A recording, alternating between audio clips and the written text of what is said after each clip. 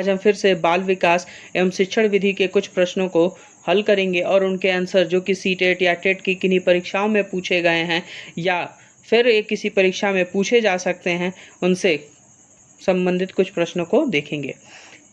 जैसे पहला क्वेश्चन है, बालक की पढ़ाई के अनुकूल वातावरण तैयार करने वाले किन्हीं 3 मूल कारकों के बारे में बताइए। 3 मूल कारक, यहाँ ऑप्शंस हमारे दिए हुए हैं, परिवार, समाज, शिक्षा। परिवार, समाज, विद्यालय। समाज, शिक्षक, परिवार। परिवार, छात्र, समाज। जहाँ किसी व्यक्ति विशेष का हाथ होगा वो किसी भी हालत में अनुकूल वातावरण का निर्माण नहीं करेंगी। हमेशा समूह जो होता है वातावरण के लिए जाना जाता है, तो इसलिए हमारा ऑप्शन होगा परिवार, समाज और विद्यालय। अगला प्रश्न है, बालक की प्रथम पाठशाला किसे माना जाता है? बालक सबसे पहले सीखने का काम कहाँ करता है? समाज में करता है, परिवार के साथ करता है, विद्यालय के साथ करता है या रिश्तेदारों के साथ करता है? तो पहली बार जब सीखता है तो परिवार के साथ सीखता है। ठीक है, बोलने का ढंग भी वो परिवार के साथ ही सीखता है, कैसा किसके साथ व्यवहार करना चाहिए इस सब के बारे में वो परिवार के साथ ही सीखता है। अगला प्रश्न है हमारा कि एक परिवार के अंतर्गत कौन कौन से सदस्य हो सकते हैं? माता पिता हो सकते हैं, भाई बहन हो सकते हैं, पारिवारिक रिश्तेदार हो सकते हैं या सब। तो परिवार का मतलब ही हो गया कि एक बहुत बड़ा समूह हो गया, एक बहुत बड़ा समूह, यानी कि ये सारे लोग आ गए, माता पिता भी आ गए, भाई बहन भी आ गए, पारिवारिक रिश्तेदार भी आ गए और उपरोक्त पारिवारिक रिश्तेदार, माता पिता और भाई बहन, ये सारे आएंगे, यानी हमारा ऑप्शन क्या होगा? उपरोक्त सभी सही होगा, ये चौथा वाला ऑप्शन। अगले प्रश्न पर जाते हैं हम। यहाँ दिया हुआ है, परिवार की किन गतिविधियों का प्रभाव बालक पर पड़ता है? तो दिया है सामाजिक स्तर, व्यवहार, पालन पोषण, शैक्षणिक स्तर या ये सभी। तो ये हमें जाना चाहिए, ये चारों ऑप्शन सही हैं। इन सब का जो है, इन सभी गतिविधियों का प्रभाव जो है बालक पर पड़ता है। जैसे अगर देख लिया जाए कि कहीं कम पढ़े लिखे माता पिता हैं तो वहाँ पर बच्चे की भी पढ़ने में रुचि नहीं होती है। जहाँ पर ज़्यादा पढ़े लिखे माता पिता हैं और उसको अच्छे से समझाते हैं, अपने व्यवहार को सही तरीके से, व्यवहार के जैसे उसको अच्छे से समझाना हो गया, उसको सही चीज़ों के बारे में बताना हो गया। सामाजिक स्तर, तीसरा हमारा आता है सामाजिक स्तर। तो सामाजिक स्तर का मतलब है कि उनका समाज में स्टेटस क्या है। तो अपने स्टेटस को देखता है जब बच्चा, तो वो अपने स्टेटस से नीचे नहीं जाना चाहता है, वो नहीं चाहता है कि कुछ हम ऐसी गलती करें जिससे हम नीचे जाएं। तो ये सारी जो गतिविधियां हैं इस पर बालक पर जरूर प्रभाव पड़ता है। माता पिता और भाई बहन से युक्त परिवार को क्या कहते हैं? तो माता पिता और भाई बहन होंगे, यानी केवल एक ही पीढ़ी एक साथ रह रही है, इसका मतलब ये एकल परिवार है।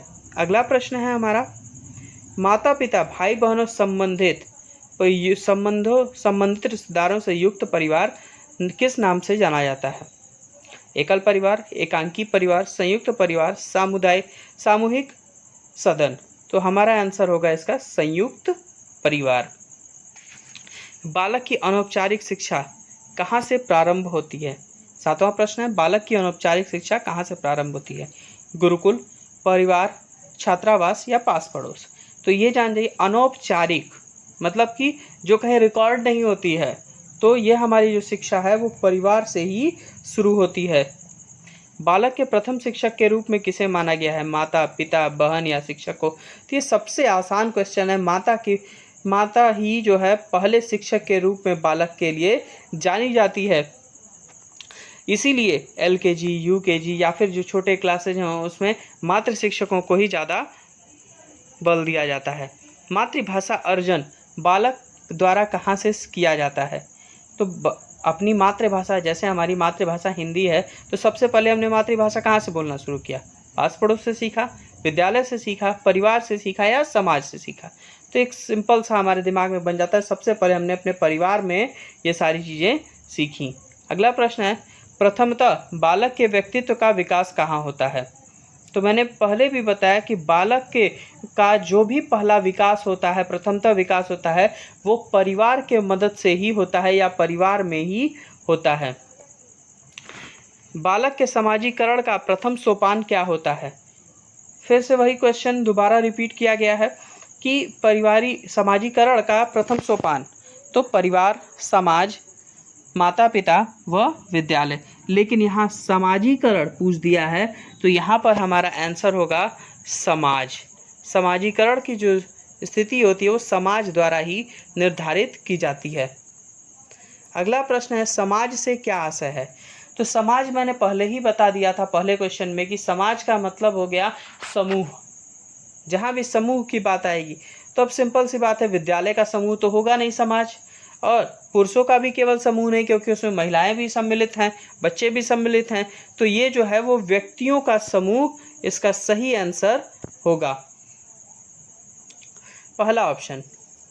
ठीक है, अगला प्रश्न है, बालक में सामाजिक क्रियाकलापों का विकास कहाँ से होता है? तो सामाजिक क्रियाकलाप, इसमें ऑप्शंस हमारे दिए हुए हैं, घर से यानी गृह से, विद्यालय के वातावरण से, समाज से या पास पड़ोस से। तो इसका जो सबसे पहले क्रियाकलाप का विकास होता है वह हमारे समाज से होता है, यानी इसका तीसरा ऑप्शन जो है वो हमारा सही है। अगला प्रश्न है, बालक समाज के किन भावनाओं को ग्रहण करता है? बालक समाज में क्या क्या देखता है? तो अपने बारे में ही आप लोग सोच सकते हैं कि हम क्या क्या देखते हैं। प्रेम के बारे में देखते ही हैं, संगठन देखते ही हैं, द्वेष देखते ही हैं, यानी कि ये सभी जो कलाएं हैं, ये सभी जो भावनाएं हैं वो हमें दिखाई देती हैं समाज में, तो हम इन सारी भावनाओं को अपने अंदर ग्रहण करते हैं। अगला प्रश्न है हमारा 15वां प्रश्न है, समाजीकरण का औपचारिक साधन क्या है? औपचारिक, अब तो यहाँ पर रिकॉर्डेड मांग रहा है। रिकॉर्ड पहला कहाँ हमको दिया जाता है? वंशानुक्रम में तो हमारा रिकॉर्ड कहीं होता नहीं है, कुछ परिवार में कुछ होता नहीं है, शिक्षा में शिक्षक के द्वारा भी कुछ नहीं होता है, लेकिन शिक्षा द्वारा हमारे अंदर औपचारिक परिवर्तन लाने की कोशिश की जाती है।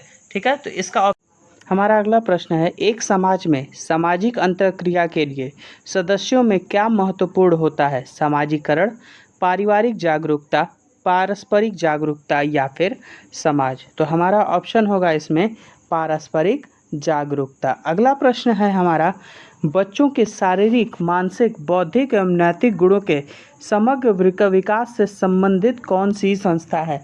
विद्यालय होता है, गुरुकुल होता है, प्ले स्कूल होगा या फिर मॉन्टेसरी होगा? तो मानसिक, कहाँ पर मानसिक होता है? मानसिक विकास, शारीरिक और बौद्धिक और नैतिक गुण, ये चारों जो हैं हमारा होता है विद्यालय के अंतर्गत। ठीक है, अगला प्रश्न है, पढ़ाई से संबंधित वातावरण किस स्थान पे नहीं मिलता है? प्लेग्राउंड, विद्यालय, पुस्तकालय या गुरुकुल? तो गुरुकुल, विद्यालय, पुस्तकालय, इन तीनों जगहों पर पढ़ाई होती है। ठीक है, तो कौन सा ऐसा जगह बचा? प्लेग्राउंड हमारा बचा, जहाँ खेलने का मैदान जो होता है वहाँ पढ़ाई से संबंधित नहीं होता, वहाँ अनुशासन व शारीरिक शिक्षा से संबंधित चीज़ें हमें देखने को मिलती हैं। अगला प्रश्न है हमारा 19वां, एक विद्यालय में सबसे महत्वपूर्ण विशेषता क्या मानी जाती है? एक विद्यालय की सबसे महत्वपूर्ण विशेषता क्या होगी? विद्यालय के मैदान, विद्यालय के शिक्षक, सुव्यवस्थित कक्ष प्रणाली या फिर प्रयोगशाला? विद्यालय का मैदान थोड़ा छोटा हो तो भी चलेगा, विद्यालय में शिक्षक जो हों अच्छे होने चाहिए तो चल जाएगा, और लेकिन उससे भी ज़रूरी है सुव्यवस्थित कक्ष की प्रणाली, मतलब पढ़ाने लिखाने की जो प्रणाली है वो सबसे ज़्यादा ज़रूरी होनी चाहिए, सबसे अच्छी होगी तभी बच्चा अच्छे से पढ़ पाएगा। विद्यालय में बालक की किस वस्तु पर पकड़ मजबूत बनाने के लिए, किसी वस्तु पर विषय वस्तु पर पकड़ मजबूत बनाने के लिए क्या उपाय किए जाते हैं? श्यामपट्ट पर कार्य दिया जाता है, मानचित्र कार्य कराया जाता है, गृह कार्य कराया जाता है या अभ्यास कार्य कराया जाता है? तो हमारा ऑप्शन होगा इसमें अभ्यास कार्य, मतलब बच्चे को बार बार एक ही बात को कराया जाता है कि जिससे बच्चा उसमें एक्सपर्ट हो जाए। जैसे मैथ के क्वेश्चंस ले लेते हैं, गणित में जब बच्चे को बार बार एक ही तरह के क्वेश्चन लगवाए जाते हैं तो उस तरह के क्वेश्चन बच्चे को आसानी से समझ में आने लगते हैं। विद्यालय में बालकों को ज्ञान प्राप्त करने के लिए क्या उपाय अपनाया जाता है? शिक्षण अधिगम प्रक्रियाएं की जाती हैं, परिस्थितियां एवं उनको वातावरण दिया जाता है, विद्यालय प्रबंधन किया जाता है या फिर शिक्षण अभिरुचि के बारे में जानकारी ली जाती है? तो परिस्थिति एवं वातावरण वैसा बनाया जाता है कि बच्चे सीख सकें। अगला 22वां प्रश्न है हमारा, अध्यापक और छात्रों द्वारा विषय वस्तु का प्रयोग किस प्रक्रिया में लाया जाता है? अधिगम की प्रक्रिया में, शैक्षणिक अभिरुचि में, कक्षा कक्ष प्रणाली में या विद्यालयी प्रणाली में? तो हमारा सही ऑप्शन है अधिगम की, यानी सीखने की प्रक्रिया में। अधिगम का मतलब होता है सीखना। ठीक है। अगला प्रश्न है हमारा, यदि किसी विषय वस्तु को गलत तरीके से प्रस्तुत किया जाए तो बालक पर उसका क्या प्रभाव पड़ता है? अगर विषय वस्तु जो है वो पूरी तरह से गलत तरीके से प्रस्तुत कर दी जाए बच्चे के सामने, तो उस पर उसका क्या प्रभाव पड़ता है? हमारे ऑप्शंस हैं, विषय वस्तु को समझना कठिन हो जाता है, विषय वस्तु को समझना आसान हो जाता है, विषय परक ज्ञान की अभिवृद्धि हो जाती है। अब सीधी सी बात है कि समझना अगर गलत बता दिया जाएगा तो समझना आसान कैसे होगा? समझना आसान नहीं होगा। विषय परक ज्ञान की अभिवृद्धि यानी बढ़ोतरी भी नहीं होगी। यानी कि सिंपल सा है कि हमारा पहला ऑप्शन जो है इसका सही होगा, यानी कि विषय वस्तु को समझना और कठिन हो जाएगा। अगला प्रश्न है, अध्यापन अधिगम की प्रक्रिया को सरल, प्रभावकारी व रुचिकर बनाने का सबसे कारगर उपाय क्या है? अध्यापन सामग्री में बढ़ोतरी कर देना, शिक्षण सहायक सामग्री में बढ़ोतरी कर देना, अधिगम की प्रक्रियाओं को बढ़ा देना या इनमें से कोई नहीं। तो शिक्षण सहायक सामग्रियां जितनी ज़्यादा होंगी बच्चों की सीखने की अभिलाषा उतनी ज़्यादा होगी। जैसे अगर कोई नई चीज़ क्लास में हम ले करके जाएं तो बच्चा ज़रूर उसके बारे में देखता है, उससे क्या चीज़ें हो रही हैं उसको ज़रूर समझने की कोशिश करता है। ठीक है। अगला प्रश्न है हमारा, शिक्षण सहायक सामग्री का प्रयोग कहाँ किया जाता है? अब सीधी सीधी बात है, ऑप्शंस दिए हुए, पुस्तकालय में तो हम करेंगे नहीं, उच्च शिक्षण संस्थान में होगा, शैक्षिक संस्थानों में होगा या विद्यालय में होगा। तो शिक्षण सामग्री उच्च शैक्षणिक संस्थानों में क्या होता है, लेक्चर दे दिया जाएगा। बहुत सारे कुछ ऐसे संस्थान हैं जो बहुत ज़्यादा डेवलप्ड हैं, बहुत ज़्यादा विकसित हैं, वो दिखा सकते हैं अन्य शिक्षण सामग्रियों को। लेकिन सबसे ज़्यादा शिक्षण सामग्रियों का प्रयोग कहाँ होता है? जैसे जहाँ छोटे बच्चों को पढ़ाना है तो वहाँ सबसे ज़्यादा शिक्षण सामग्रियों का प्रयोग हुआ हमारे विद्यालयों में। ठीक है। अगला प्रश्न है हमारा, शिक्षण सहायक सामग्री कितने प्रकार की होती है? शिक्षक सहायक सामग्री जो होती है वो ऑप्शन हमारे दिए 3, 4, 2 और 5। तो हमारा ऑप्शन सही होगा, शिक्षण सहायक सामग्री 3 प्रकार की होती है। दृश्य शिक्षण सामग्री, श्रव्य शिक्षण सामग्री और श्रव्य दृश्य शिक्षण सामग्री। अगला प्रश्न है हमारा, अध्ययन अध्यापन के कौन से साधन हैं जिनमें देखने वाली इंद्रियों का प्रयोग किया जाता है, यानी हमारी आँखों का? दृश्य सामग्री, श्रव्य सामग्री, श्रव्य दृश्य सामग्री और शिक्षण सहायक सामग्री। तो सिंपल सी बात है कि सुनने वाली सामग्री तो कह नहीं रहा है, ये तो कह रहा है दृश्य सामग्री यानी देखने की, यानी हमारा ऑप्शन सही हो गया ये दृश्य सामग्री।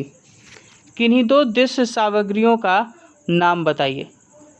अब सिंपल सी बात है, यहाँ पूछ दिया दृश्य सामग्री जो देखी जा सकती हैं, मतलब जिसमें कुछ दिखाई देता हो। रेडियो में कुछ दिखाई देता है? नहीं। टेप रिकॉर्डर में? उसमें भी नहीं। ऑडियो कॉन्फ्रेंसिंग में? उसमें भी नहीं। दिखता किस में है? ओवरहेड प्रोजेक्टर में। प्रोजेक्टर सब लोग देखे होंगे, प्रोजेक्टर का एक स्क्रीन होता है जिस पर सारी चीज़ें दिखाई जाती हैं। ठीक है। वैसी वस्तुओं को क्या कहा जाता है जिसे बालक देखकर, छूकर अनुभव करता है? यानी रासायनिक पदार्थ तो देखता तो छूता है लेकिन छूने में उसको खतरा होता है।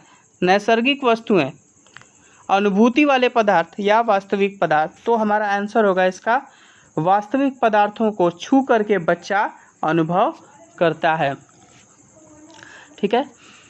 वास्तविक पदार्थ अथवा मूल वस्तुओं के छोटे रूप को क्या कहा जाता है? सूक्ष्म कहा जाता है, लघु कहा जाता है, नमूना कहा जाता है या कण कहा जाता है? तो जो भी वास्तविक पदार्थ होते हैं उसे मूल वस्तुओं के छोटे रूप को हम नमूना कहते हैं।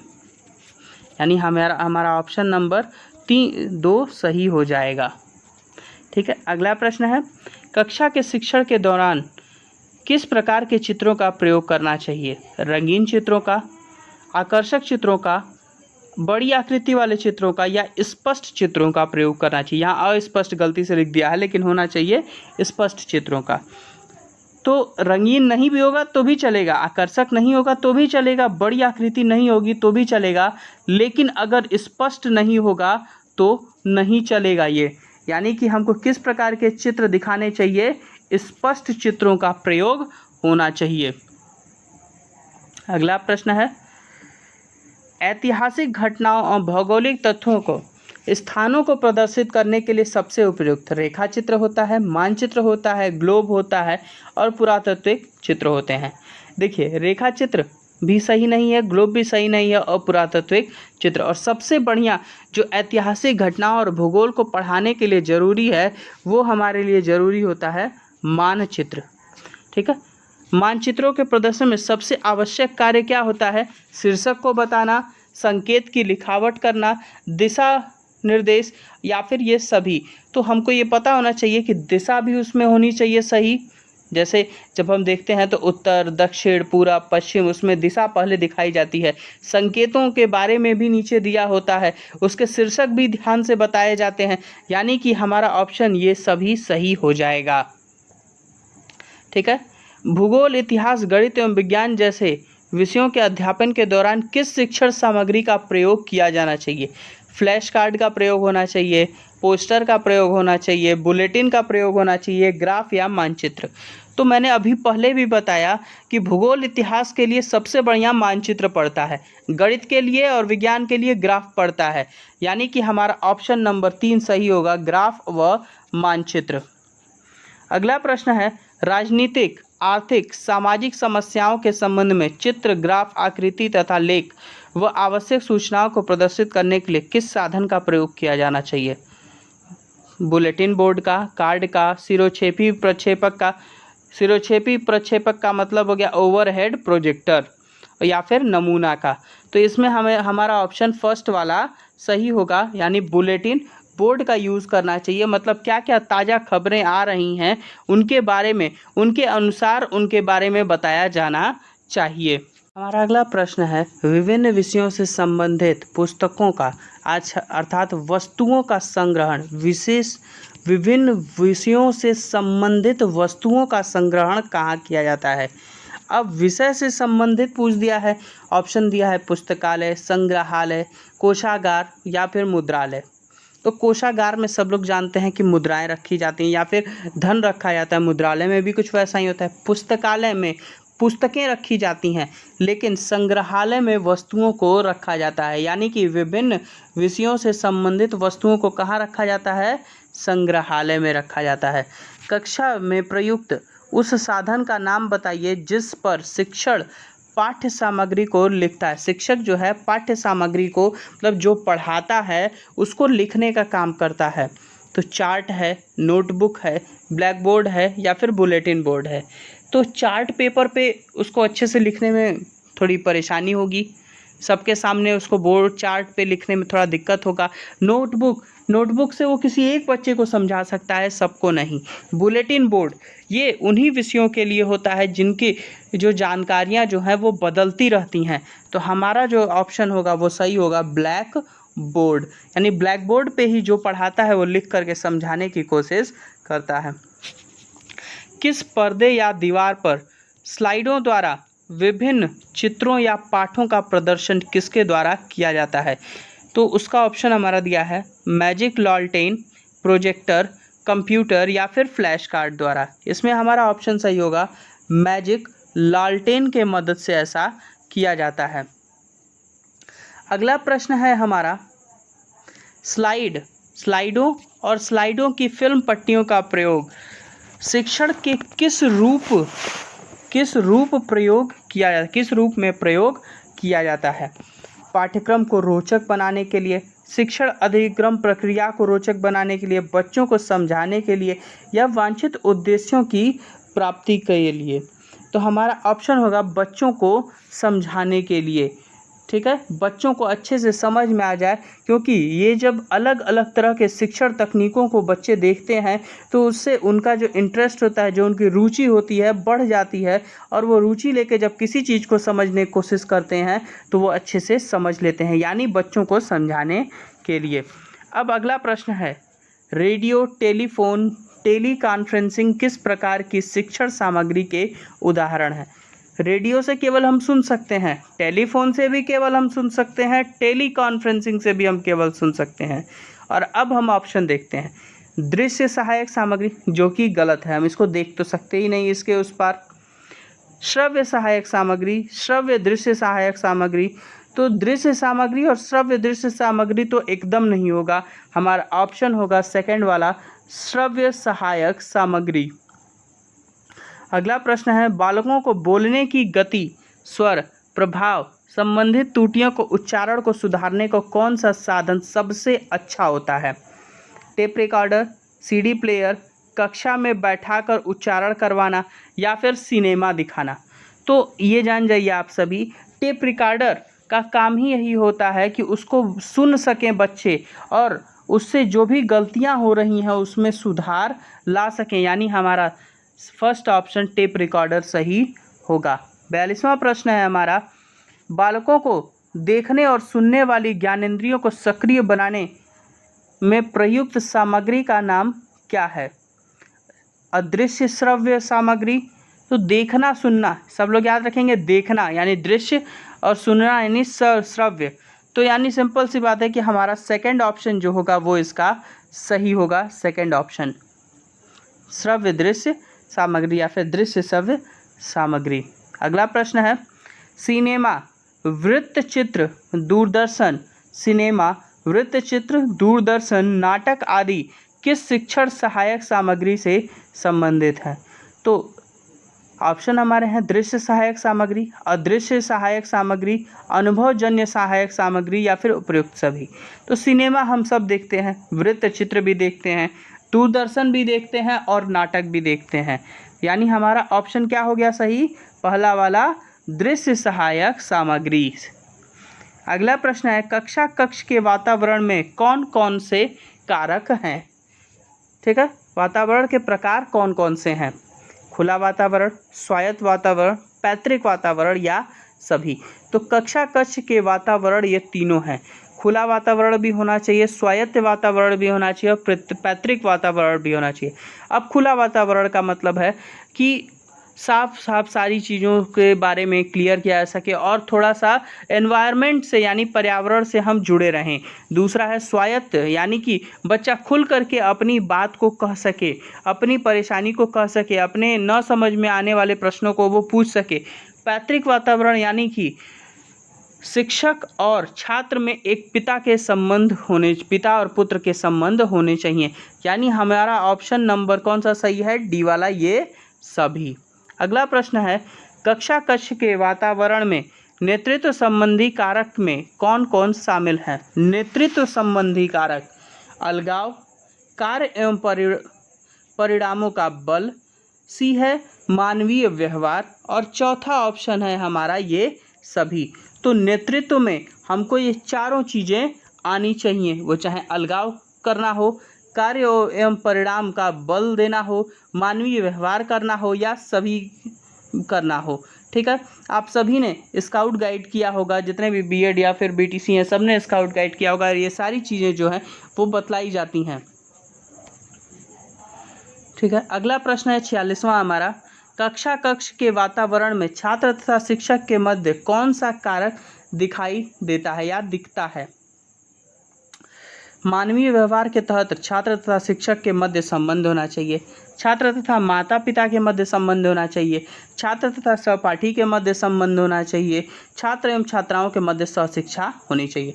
तो कक्ष के वातावरण में छात्र एवं शिक्षक के बारे में पूछा है, तो हमारा पहला वाला ऑप्शन मानवीय व्यवहार के तहत छात्र तथा शिक्षक के मध्य संबंध होना चाहिए। अगला प्रश्न है, कक्ष के वातावरण के समूह संबंधी व्यवहार में कौन कौन सा शामिल होता है? समूह यानी मनोबल, ऑप्शन है मनोबल, घनिष्ठता, उदासीनता, या ये सभी। तो जहाँ पर भी समूह संबंधी व्यवहार की बात की गई, ये सब सामूहिक व्यवहार देखे जा सकते हैं, यानी हमारा ऑप्शन डी वाला सही होगा। यानी ये सभी जो हैं वो कक्षा कक्ष के वातावरण में मौजूद होते हैं। अगला प्रश्न है हमारा, शिक्षकों के संगठन के कार्य का पता किस समूह संबंधी व्यवहार से चलता है? मनोबल के संगठन में शिक्षक के कार्य का पता चलता है, मनोबल के संगठन में छात्रों के कार्य का पता चलता है, मनोबल से केवल छात्राओं के कार्यों का पता चलता है, या ये सभी। तो याद रखना होगा, मनोबल के संगठन में शिक्षकों के कार्यों का पता चलता है। पहला वाला ऑप्शन यहाँ पर सही है। ठीक है, हमारा अगला है और आखिरी प्रश्न है आज का ये, कक्षा कक्ष वातावरण में सामूहिक व्यवहार के अंतर्गत किसका व्यवहार देखा जाता है? छात्रों का सामूहिक व्यवहार, शिक्षकों का सामूहिक व्यवहार, केवल छात्रों का सामूहिक व्यवहार, स्कूल प्रबंधन का सामूहिक व्यवहार। तो हमारा ऑप्शन होगा इसका सही, शिक्षकों का सामूहिक व्यवहार उसमें देखा जाता है।